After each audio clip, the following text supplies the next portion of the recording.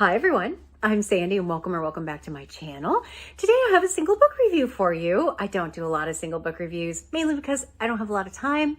So I tend to also not accept ARCs very often because, again, I don't want to accept an ARC if I'm not going to read it. If you don't know what the acronym I'm saying is ARC, Advanced Reader Copy of books. If I accept one, I feel very much obligated to read it before the publication date. So that sometimes is a bit more pressure than I can typically deal with.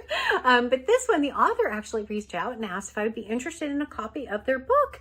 And after reading the synopsis, I was very intrigued. I was even more intrigued after reading Daniel Deronda by George Eliot in March, because there are some components that are really not parallel, but almost flip-flopped of obviously two very different books and two very different stories. But it was kind of interesting how the timing of it worked out. So the book that I'm talking about is called Goyhood by Reuven Fenton. Reuven Fenton is a writer for the New York Post, and this is their debut novel, which is very cool. And it will be published by Simon & Schuster on May 28th of 2024. So coming up pretty fast. The book, Goyhood, actually has two twin brothers. It primarily revolves around them, though there are a lot of other people kind of coming in and out of the story. And they are twins. They grow up in Georgia with their single mom. And their mom has always been kind of a disaster right from the very beginning of the story. The boys are out playing. You just kind of get a sense that they're kind of not necessarily, they have a bit more freedom than maybe their age group should have. But they are growing up in Georgia and they end up with a Jewish neighbor, and their mother reveals that she is in fact Jewish, which makes them Jewish. And it really changes the trajectory of both of their lives quite considerably, both of David and of Marty. David ends up staying with the mom and lives with her for a number of years, and Marty goes on to move to New York and actually becomes a very devout Orthodox Jew and is studying a very religious, very protected text that non-Jewish cannot study, or it's illegal, I believe, for them to study. And so he has fully embraced the Jewish culture, the Jewish religion, everything with being a devout Orthodox Jew. And right about that, you get that background of him. You get a little bit of background about him and his wife, about some of how things were kind of arranged. And then you find out that his mother dies.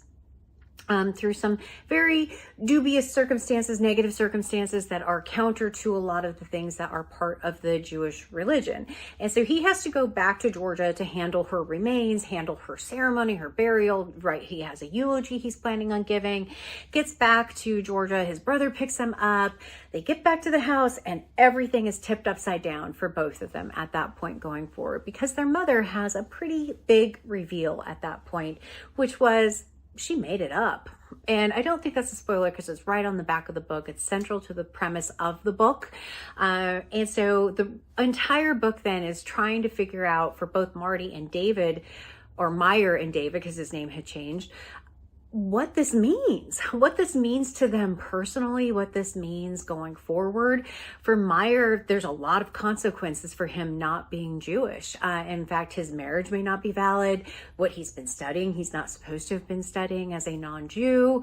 And he's trying to find out if how fast he can get converted, which will take over a week to accomplish on a fast track. So they're stuck in Georgia, or he's stuck in Georgia, while his wife is calling and trying to find out, when are you going to be back, or you have this, or you're supposed to. There's a lot about the Jewish religion in this that I don't fully understand. A lot of terms, a lot of kind of the different pieces that you do when someone dies that I don't fully understand all of those different pieces. But in the end, he's supposed to be kind of secluded and not go out in the world while this is going on. But now that he finds out this other thing, his brother decides to take him on this road trip. And it is everything you would kind of imagine a brother who is not raised to be this devout Jew, or this devout Orthodox Jew who's very much studying this religious text, more worldly, lots of different businesses that he's tried, a lot of different life experiences, dragging his brother out on this road trip. Oh my goodness. There's a lot that David does that is counter to everything Meyer believes. And there's a lot of things that he does that really upsets him. And as they're kind of out, you kind of see how both of them were impacted by Marty or Meyer's decision to leave Georgia and go to New York. And there's a lot of their relationship and kind of mending their relationship. It talks a lot about what religion means to you, how this impacted Meyer, how he feels about this, how he feels about God about this, how he feels, is he abandoned, all of these different pieces. What does this mean for his life back home? So much has been turned upside down for him. And that's a lot of what this is dealing with that and trying to understand what that flip would be like for you. I thought that was very well done in this book. Like I said, I had just read Daniel Deronda in March. The reason why I bring it up is in that one, the main character, Daniel Deronda, is not raised as Jewish and finds out late in life that he is in fact Jewish. And so that was a really kind of an interesting twist because it was slightly different, the flip or reverse of what was in this particular book. It's not as central of a theme as in Goyhood, but it is kind of those parallels, which I thought was really fascinating. As the story goes on, you really get more insight into what Meyer's life was like, and you as the reader can read and infer, oh, that may not have been the best thing that was going on with him and his wife at this point, or this part in his life. And you find out all these things that he is unaware of because of how sheltered of an existence he lives. But ultimately, is what do you do in the event that everything that you believed is turned upside down? And how people can support you, how people can come together around you, what are the consequences of that. And it didn't feel preachy. It didn't feel like it was heavy-handed kind of messaging. So from that perspective, I really liked the story. I like the brothers' interactions, I think, more than anything else.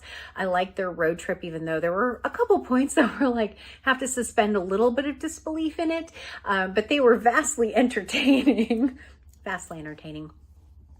And so I would recommend this as a read. I would love to hear someone who has more background in this, in the Jewish culture and the Jewish religion, to kind of weigh in on this book, because I don't know so much about that. And I'm really curious how this book will resonate if you are more familiar. But overall, I ended up actually giving it 4 stars.